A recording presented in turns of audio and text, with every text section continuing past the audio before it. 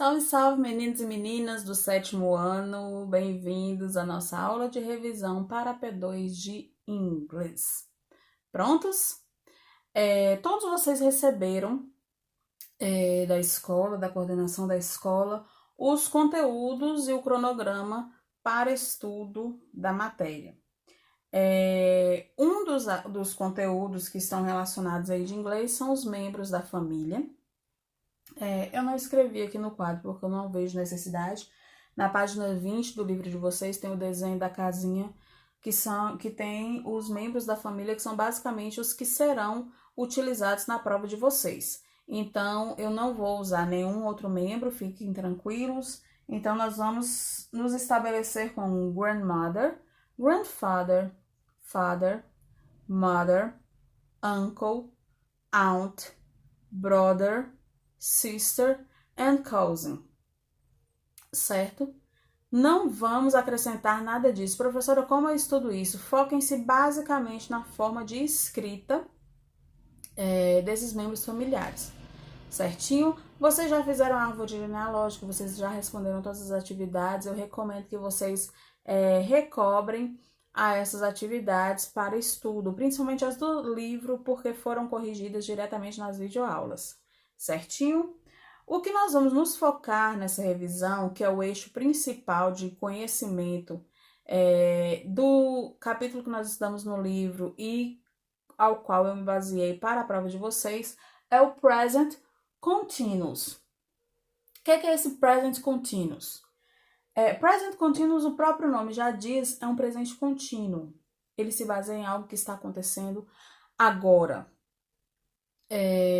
Tudo que está ocorrendo naquele exato instante em que eu estou falando ou fazendo alguma coisa, eu incluo no Present Continuous. Reparem que quando eu falei falando ou fazendo, os meus dois verbos, tanto falar quanto fazer, eles terminaram em NDO. Em português, eu digo que isso se chama gerúndio. Quando eu uso o NDO com um verbo para explicar ou exemplificar algo que está acontecendo naquele exato momento. E é basicamente sobre isso que a gente está estudando em inglês. Vocês reparem que a minha estruturação eu tenho um sujeito mais o verbo be ou to be, que é como vocês conhecem, e mais um segundo verbo auxiliado pelo ing, que é o nosso gerúndio, equivalente ao gerúndio em inglês. Reparem também que na frase que eu dei como exemplo aqui, o sujeito é um pronome pessoal. Pronome pessoal são aqueles que em português eu uso para me auxiliar na conjugação de verbos, geralmente. Eu, tu, ele, nós, vós, eles. Em inglês, I, you, he, she, it, no singular, e no plural, we, you, they. Isso quer dizer que o sujeito da minha frase, ô professor, o sujeito da frase só pode ser pronome pessoal? Não. Você pode substituir um pronome pessoal pelo nome de pessoa, por exemplo. Tá? Ou nome de pessoa, ou outra situação. E o sujeito da minha frase vai estar sempre acompanhado por be, verbo, mais ing. Aqui no quadro vocês podem ver que eu coloquei forma afirmativa. Então, na forma afirmativa, eu coloquei you are learning. Por que eu separei esse ing? O verbo é learn. Mas aí eu juntei ele com o ing e ele se transformou em learning. Eu tenho o verbo play, para que eu passe para o present continuous. Eu junto play com ing, então ele vai ficar playing. Eu tenho o verbo read. Eu pego o verbo read e junto com o ing, ele vai ficar reading. Percebem a estruturação? Eu sempre vou juntar o segundo verbo com o ing para que eu tenha o present continuous. Então, esse present continuous, eu tenho ele na forma afirmativa, negativa e interrogativa. Só que vocês reparem que eu nunca vou mexer com o segundo verbo que está com ing. Eu sempre vou mexer com o verbo to be, que está aqui na frente, que vocês já aprenderam no sexto ano, que vocês já revisaram lá na nossa P1.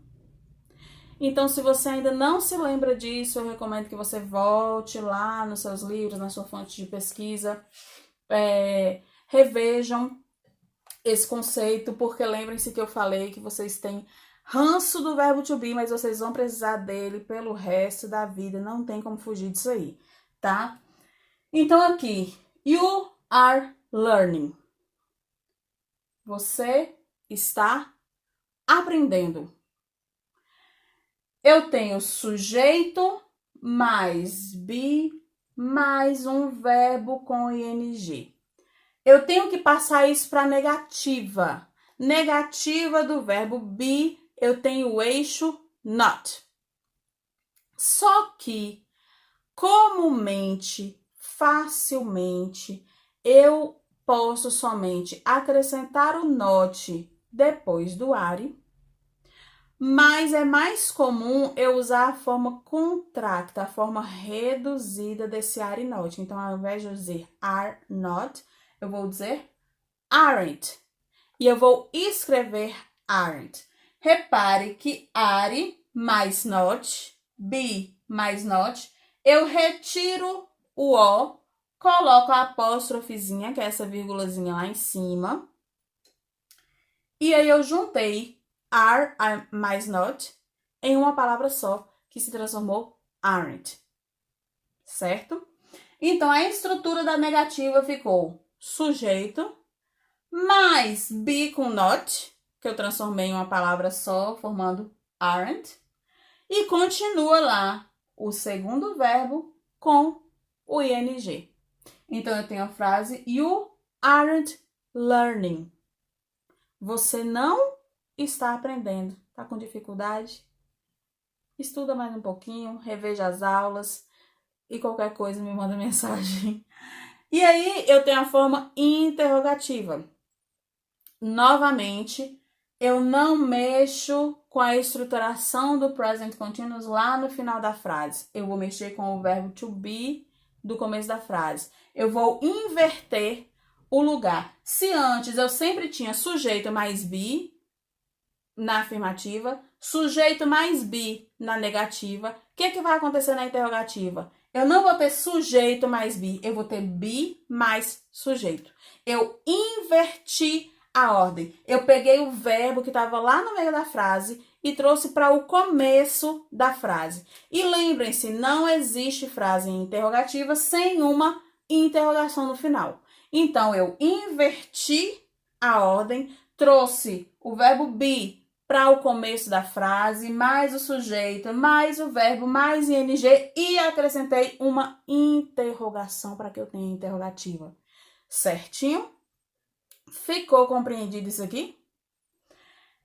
Outra coisa que vai cair na prova é descrevendo atividades feitas em casa. Também não vou fugir do que já está no livro de vocês, então vai ser basicamente aquela parte de lavar louça, lavar o carro e algumas outras coisas. E estudem também pela atividade impressa que eu enviei para vocês. Teve gente que não me respondeu, não me enviou. Beleza, vou precisar dela agora. Tá disponível lá no grupo de vocês. E a forma possessiva. Pronomes possessivos, como o próprio nome já diz, ele indica a posse de algo ou de alguém. Ele determina a minha posse sobre alguma coisa, tá? Então, aí no livro de vocês, ele está restrito à parte de my e your. Quando eu digo my, eu tô dizendo que alguma coisa é minha ou meu, tá? Meu carro, meu cachorro, minha casa. Então, eu sempre vou dizer my. My car, my dog, my house. Isso porque eu estou me incluindo na situação. Quando algo não é meu, quer dizer que ele é seu. Então, é your. Your dog, your house, your ball, your sister. your father. Understanding? Vocês conseguem entender isso aí? Outra coisa que vem no livro de vocês e que eu não vou nem estar cobrando muito na prova é apóstrofe S.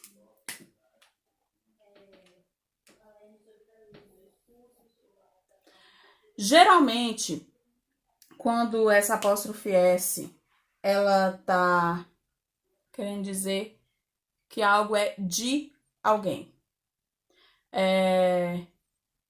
Anna's house. Eu tô dizendo que é a casa de Ana. Então, a traduçãozinha mais apropriada para essa apóstrofe S vai ser de alguém. Alguma coisa é de alguém, certo? Mas isso aqui não vou estar cobrando muito na prova, então foquem-se mesmo no present continuous, nos membros da família. Chegamos até aqui, eu espero que vocês tenham compreendido o conteúdo. Se quiser pausar aí e voltar a estudar, porque a partir de agora, no vídeo de vocês, eu vou estar falando um pouquinho a respeito da prova. Não vou dar as respostas, obviamente, mas só vou falar alguns pontos que vocês podem ter confusão na prova de vocês e vou estar esclarecendo, certinho? Então, na primeira questão da avaliação de vocês, eu coloquei assim, translate the text for the Portuguese. Vocês vão passar o textinho que tá aí, My Family, para o português. Professora, eu posso usar a internet? Eu preferiria que não. Para isso, eu já pedi a vocês que baixassem o aplicativo do Duolingo no celular de vocês. Ele funciona offline. Vocês não precisam estar conectados com a internet para responder a isso. E o textinho é pequenininho, assim como teve lá na P1. Logo depois do texto tem a interpretação do texto. Ele é todo baseado no texto que está acima. Lembrando, questões de marcar, se tiver rasurada, ela está automaticamente anulada. Não gostaria que vocês respondessem a prova a lápis. Eu preciso que ela seja respondida a caneta azul ou preta. E a gente passa da parte de textual para a parte de gramática.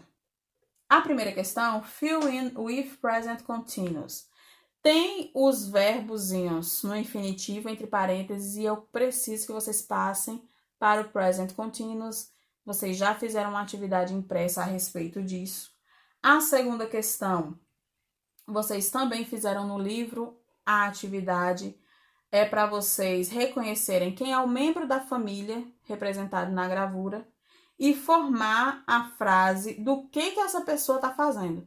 Reparem que fixo na frase vai ter sempre o pronome possessivo my e o verbo be, is. E você, entre esses dois, vocês vão complementar com que membro da família é e o que ele está fazendo em inglês para ser respondida. A terceira questão, que é a questão um pouquinho mais difícil, que eu acho, write questions and negations as in the examples. Vocês vão formar e escrever as frases na negativa e na interrogativa, conforme está no exemplo aí também. Não está difícil, acabei de revisar com vocês aqui. E a quarta questão, number the figures according to the actions. Tem as figuras, o personagem está fazendo algumas ações em cada figura e vocês vão numerar de acordo com as frases. Número 1, he's eating with Minnie. Ele está comendo com a Minnie. Qual das figuras está praticando essa ação? Eu vou e coloco dentro da bolinha o número 1 e assim por diante. Certinho? Espero que tenha ficado fácil para vocês. Espero que todos consigam responder facilmente as questões. Bye.